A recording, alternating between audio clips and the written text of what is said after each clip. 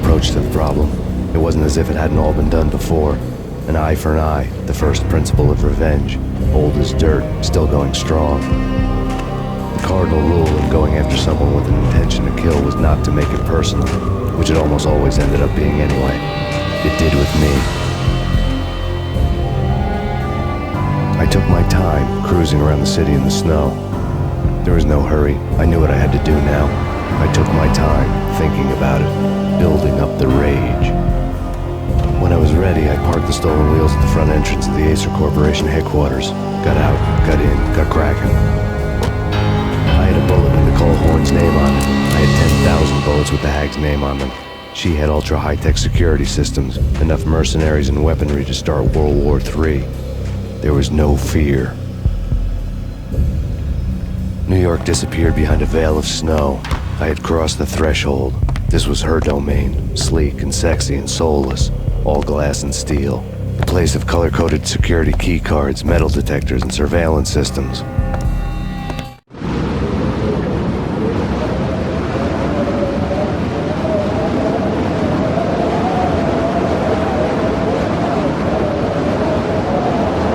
Colder than a walk-in fridge. Cold as a gun.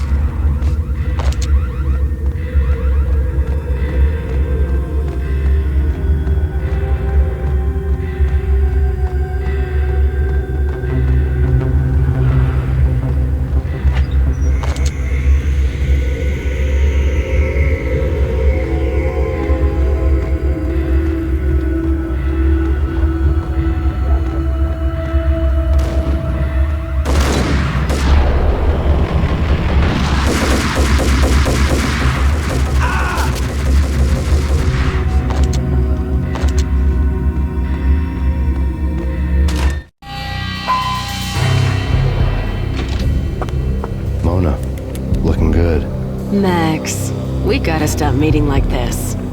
It will be a cold day in hell before I let a narc cop stop me. Miss Sachs, do your job. Relax, Max. You're a nice guy. I don't kill nice guys. You're not bad yourself. It was different when Horn wanted Punchinello dead. To cut her ties to the Mafia, he deserved to die. The same goes with her. She's the bad guy here. Her sister was whispering to her in my favor. I knew the appetites of ghosts intimately. They hungered for revenge.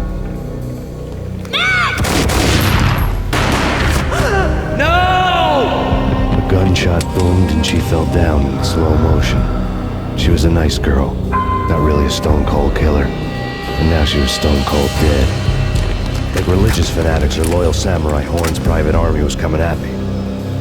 Request assistance.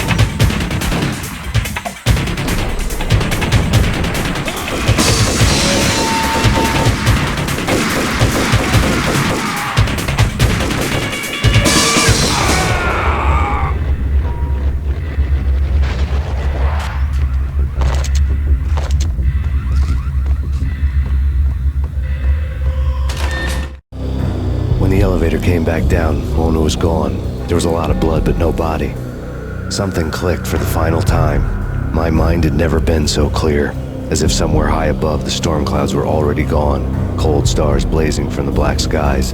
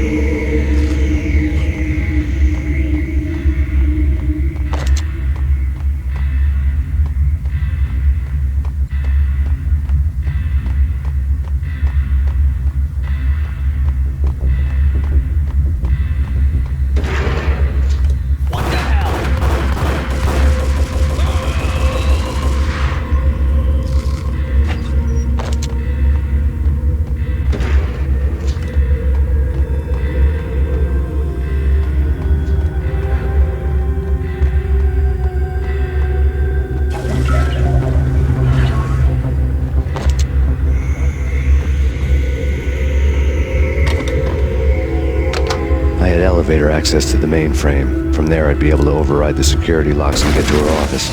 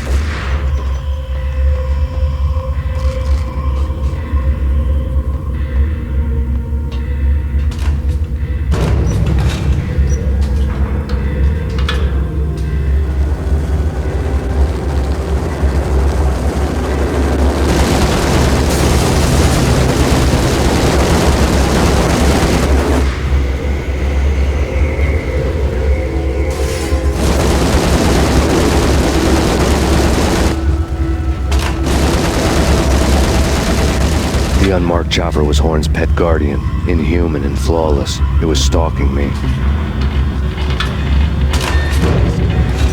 I'm not a cold-blooded killer. I'm a nice guy. I love my wife. I have 2 boys I'm very proud of. We just have to make the ends meet. And if that means I have to shoot someone now and then, hey, it's just my job from 9 to 5. Well, not quite from 9 to 5, but I hear you.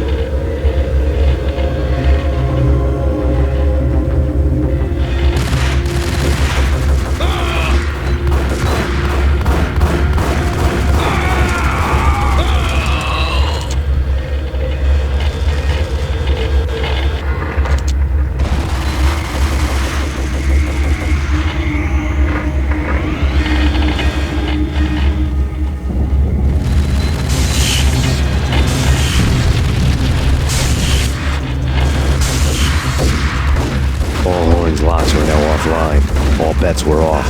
The elevator would take me all the way up.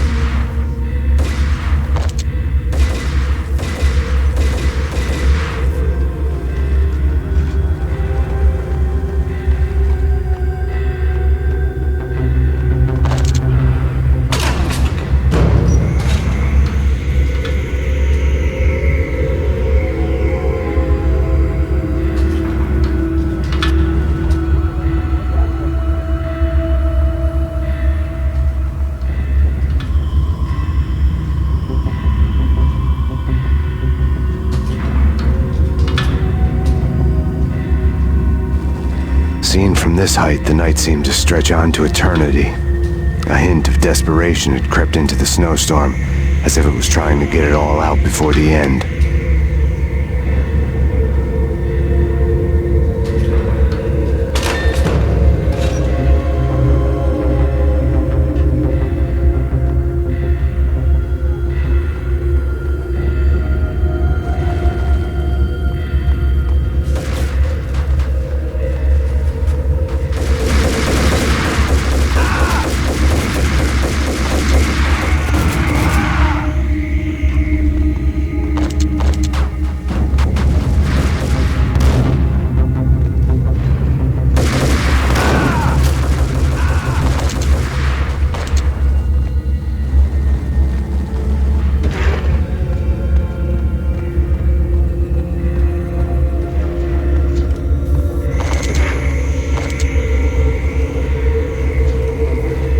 Horn's personal computer was on.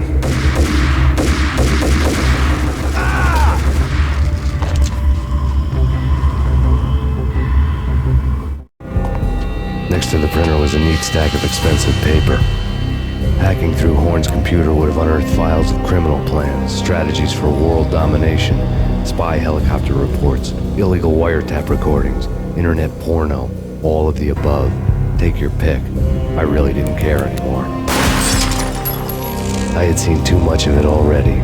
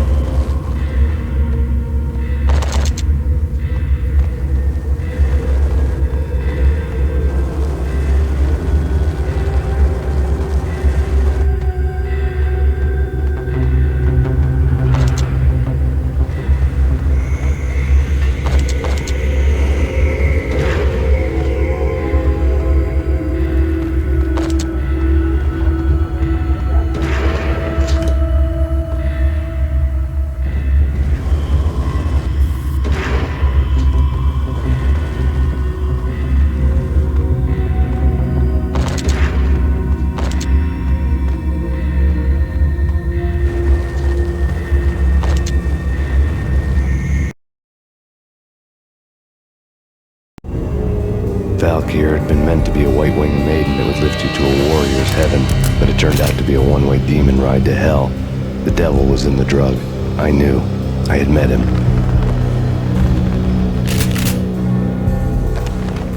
And now I was gonna kill her. The queen of the underworld who had tried to lift herself a bit closer to heaven with her drug money. No begging, no bribes. She knew better. Honor among killers. We who were about to die. Both of us knew how this would end. In pain and suffering.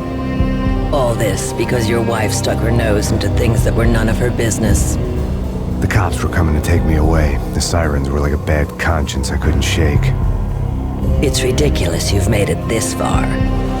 You won't be alive when they get here.